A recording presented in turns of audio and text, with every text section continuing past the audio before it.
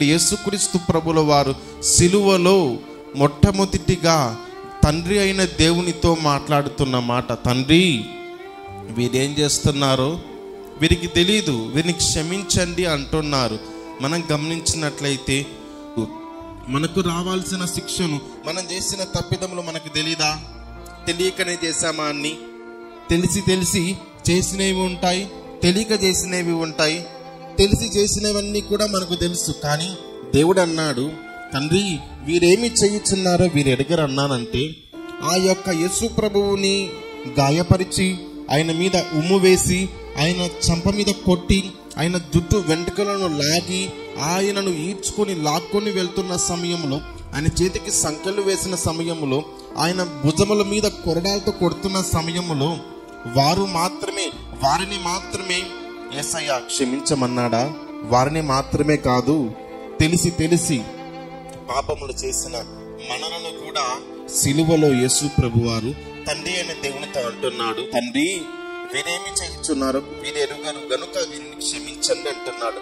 మనం అనుకుంటాం, చాలా మంది అనుకుంటారు ఏమనంటే, యేసు ప్రభువారు క్షమించండి అన్నారు కదా, క్షమించమన్నప్పుడు ఆయనను గాయపరిచి ఆయన మీద ఉమ్ము వేసి ఆయన మీద అబద్ధపు సాక్ష్యములు చెప్పి అన్యాయమైన తీర్పు తీర్చిన వారిని యేసు ప్రభు క్షమించమన్నాడు అని కొంతమంది అనుకుంటారు.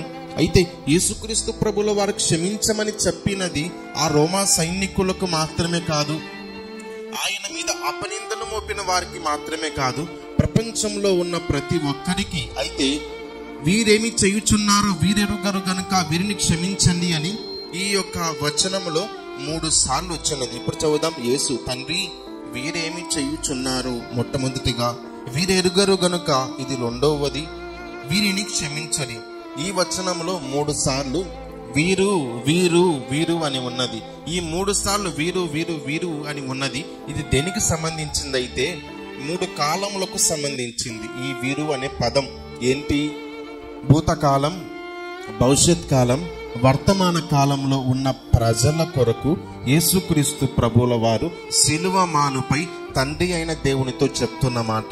వీరేమి చేయుచున్నారో వీరెరుగరు గనుక వీరిని క్షమించమన్న మాట, అది ఆయనను గాయపరిచిన వారికి మాత్రమే కాదు, కానీ భూత భవిష్యత్ వర్తమాన కాలములలో ఉన్న ప్రతి మానవుని నిమిత్తం తండ్రి అయిన దేవునితో యేసు ప్రభు వారు చెప్తున్న మాట.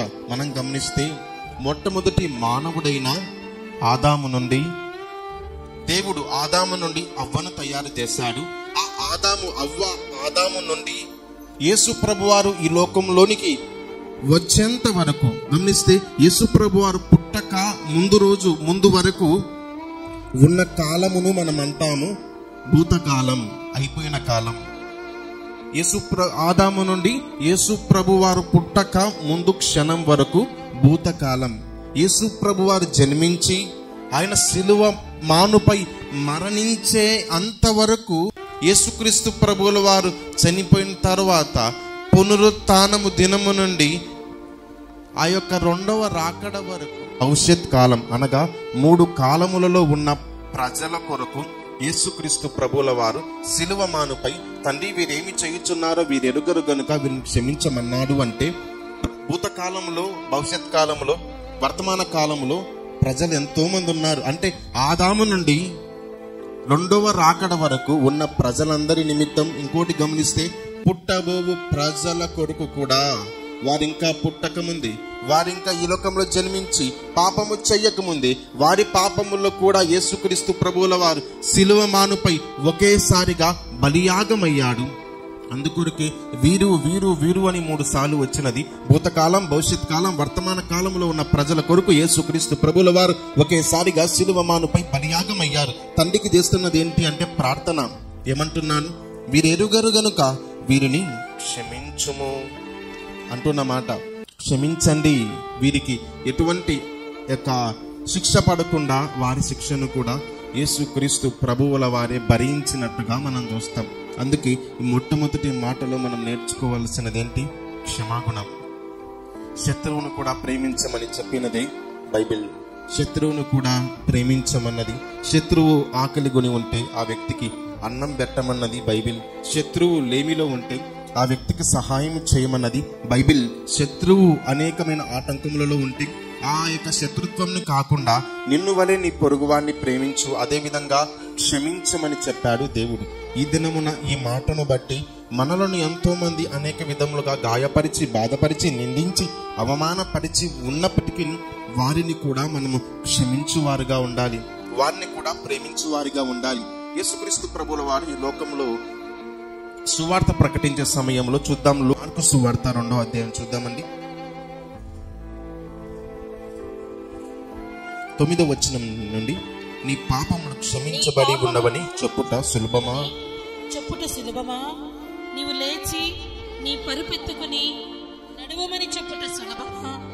అయితే పాపములు క్షమించుటకు భూమి మీద మనుష్య కుమారునికి అధికారము కలదని మీరు తెలుసుకోవలనని వారితో చెప్పి, పక్షవాయువు గల వారిని చూచి నీవు లేచి నీ పరుపెత్తుకుని ఇంటికి పొమ్మని నీతో చెప్పుచున్నానెను. తక్షణమే వాడు లేచి పరుపెత్తుకుని వారందరి ఎదుట నడిచిపోయెను గనుక వారందరూ విభ్రాంతి నొంది మనం ఇలాంటి కార్యములను ఎన్నడూ చూడలేదని చెప్పుకొనుచు దేవుణ్ణి మహిమపరచిరి. ఆమేన్. యేసుక్రీస్తు ప్రభువుల వారు ఈ లోకంలో ఆయన రక్షణ సువార్తను ప్రకటించే సమయంలో ఆయన ఒక కపెర్నౌములో ఒక ఇంటిలో ఉన్నప్పుడు నలుగురు వచ్చి యేసు ప్రభు ఉన్నటువంటి ఇంటి పైన కప్పు విప్పి సందు చేసి ఆ వ్యక్తిని, పక్షవాయువు గల వ్యక్తిని పరుపుతో ఇంటిలోనికి దింపారు. చుట్టూ జనం ఉన్నారు. యేసు ప్రభు వారు వాక్యాన్ని బోధిస్తూ ఉన్నారు.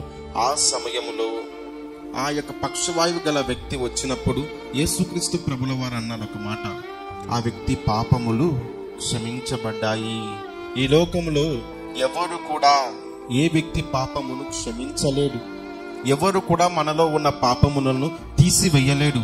కానీ యేసుక్రీస్తు ప్రభుల వారు మానవునిగా ఈ లోకానికి వచ్చినప్పుడు తక్షణమే పక్షవాయువు గల వ్యక్తి యొక్క పాపముతో, ఆ వ్యక్తి పాపములు చేశాడు, అనారోగ్యముతో పక్షవాయువుతో ఉన్నాడు అని ఆ వ్యక్తి యొక్క పాపమును తీశాడు. ఆ పాపమును తీసేసి ఆ వ్యక్తిని బాగు చేసి పరిశుద్ధపరిచి ఆ వ్యక్తిని బాగు చేసిన తరువాత చుట్టూ ఉన్నవారు అంటున్నారు, దేవునికి తప్ప మరి ఎవ్వరికి కూడా పాపములు క్షమించే అధికారము లేదు. నువ్వు ఎవరువు? నువ్వు దేవుడవని చెప్పుకుంటున్నావు అంటున్నాడు. దేవుడే పాపములు క్షమించుటకు అధికారం గలవారు గనుక ఆయన దేవుడై ఉండి మానవునిగా ఈ లోకానికి వచ్చి పాపముతో ఉన్న వ్యక్తి యొక్క పాపమును తీసేసి ఆ వ్యక్తిని పరిశుద్ధపరిచాడు. ఆ వ్యక్తి అనారోగ్యముతో ఉన్న వ్యక్తి ఆరోగ్యము పొందుకున్నాడు. పాపము వల్ల ఆ వ్యక్తి అనారోగ్యముతో ఉన్నాడు. మనం గమనిస్తే యేసుక్రీస్తు ప్రభువుల వారు పాపము చేసిన వ్యక్తిని, ఆ వ్యక్తి యొక్క పాపమును తొలగించి పరిశుద్ధపరిచి ఆ వ్యక్తిని క్షమించి, పాపం వల్ల వచ్చే జీతం మరణము, అయితే మరణములో చావకుండా నిత్య నరకంలోనికి వెళ్లకుండా క్షమాగుణం కలిగిన దేవుడు క్షమించాడు. మనం గమనిస్తే మనము క్షమాగుణం కలిగి నిన్ను వలె పొరుగువారిని ప్రేమించినట్టుగా మనము క్షమించాలి, ప్రేమించాలి. ఎంత మనల్ని ఇబ్బంది పెట్టిన వానైనా సరే దేవుని ప్రేమను బట్టి ప్రేమించినట్లయితేనే, క్షమించినట్లయితేనే మనము క్షమించబడతాం. మనము ఒక వ్యక్తి తప్పిదములను క్షమించకపోతే మన తప్పిదములు క్షమించబడవు.